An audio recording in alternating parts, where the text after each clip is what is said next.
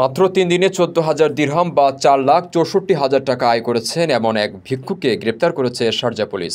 Special task ডিপার্টমেন্টের অধীনে ভিক্ষা বিরোধী অভিযানিক দল তাকে আয় করা দিরহামসহ গ্রেপ্তার করে। শারজাহ পুলিশ জানায়, আটক ভিক্ষুক একজন প্রবাসী আরব নাগরিক। তিনি আর্থিক সংকটের দাবি করে মসজিদের সামনে ভিক্ষা করেন। তার বিরুদ্ধে স্থানীয়দের অভিযোগ পেয়ে ঘটনাস্থলে পুলিশ টহল দল পাঠানো হয় এবং তাকে হেফাজতে নেওয়া হয়। তদন্তে জানা যায়, সে অবৈধভাবে আমিরাতে এসে ৩ দিনে ভিক্ষা করে ১৪,০০০ দিরহাম আয় করেছে। তিনি ছাড়াও রমজানের প্রথমার্ধে দুবাইতে ১২৭ জন ভিক্ষুককে গ্রেপ্তার করা হয়েছিল।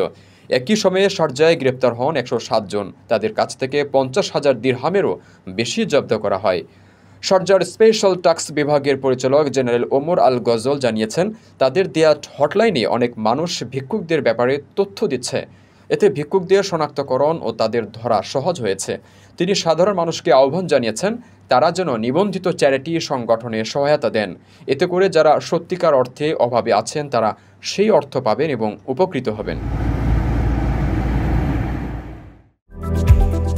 আকর্ষণীয় রেট ও দারুণ সব ডাটা বান্ডেল পেতে আজই ব্যবহার করুন ফ্রেন্ডলি সিম।